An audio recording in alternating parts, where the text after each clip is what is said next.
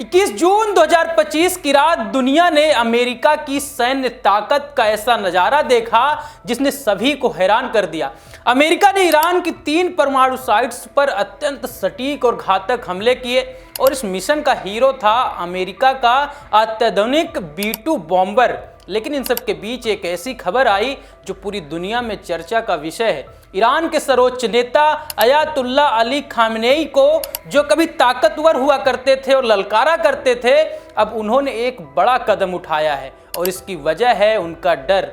New York times की एक हालिया रिपोर्ट के मुताबिक खामेनेई को अपनी हत्या का डर सता रहा है। तो आइए इस खबर को विस्तार से समझते हैं और जानते हैं कि आखिर क्या है उनका इमरजेंसी वार प्लान। नमस्ते, मेरा नाम प्रिंस और आप देख रहे हैं इन खबर।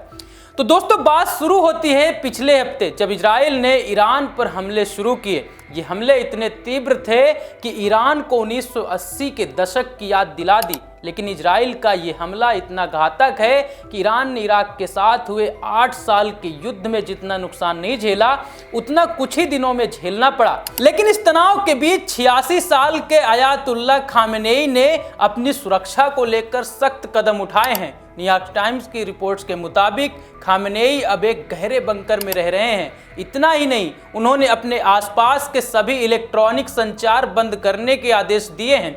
अब वे अपने सैन्य कमांडरों से ज़्यादातर एक विश्वसनीय सहयोगी के जरिए ही बात करते हैं ताकि उनकी लोकेशन को ट्रैक करना मुश्किल हो जाए। लेकिन सबसे चौंकाने वाली बात यह है कि खामेनेई ने अपनी हत्या की आशंका को देखते हुए 3 वरिष्ठ मौलवियों को अपने उत्तराधिकारी के रूप में नामित किया है। अगर उनकी हत्या होती है तो इन तीनों में से किसी एक को जल्दी से सर्वोच्च नेता चुना जाएगा।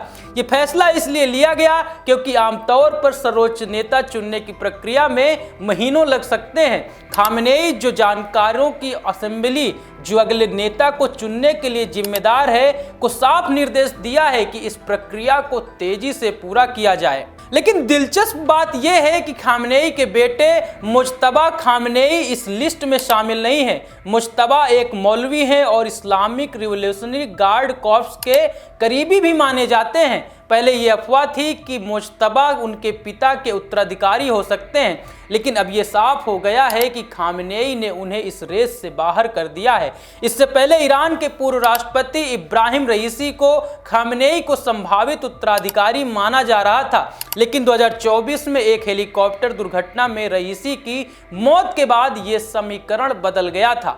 वहीं न्यूयॉर्क टाइम्स ने 3 ईरानी अधिकारियों के हवाले से बताया कि खामेनेई ने अपनी सैन्य कमान के तहत कई अन्य लोगों को भी चुना है। ये लोग सीनियर कमांडर की जगह ले सकते हैं अगर वो मारे जाते हैं। तो ये कदम दर्शाता है कि खामेनेई और उनका शासन कितनी गंभीर स्थिति से गुजर रहा है। जॉन्स हॉपकिंस यूनिवर्सिटी के प्रोफेसर वली नस्र ने न्यूयॉर्क टाइम्स को बताया कि ये सब कैलकुलेट और व्यवहारिक कदम है क्योंकि सबसे बड़ी प्राथमिकता देश को बचाना है। दोस्तों, ये स्थिति 30 साल से भी ज़्यादा पुरानी है। 1980 के दशक में इराक के साथ युद्ध के बाद इजराइल के हमले ईरान के लिए सबसे बड़ा खतरा बन गए हैं। ईरानी अधिकारियों का कहना है कि इन हमलों से कुछ ही दिनों में इतना नुकसान हुआ है जितना इराक के साथ 8 साल के युद्ध में भी नहीं हुआ था। खामेनेई को हमेशा एक डर सताता रहा है कि इजराइल या अमेरिका उन्हें निशाना न बना ले, और वही अब सच होते हुए दिख रहा है। लेकिन वे इसे शहादत के रूप में देखते हैं। फिर भी उन्होंने देश की स्थिरता के लिए पहले से ही आपातकालीन योजना बना ली है।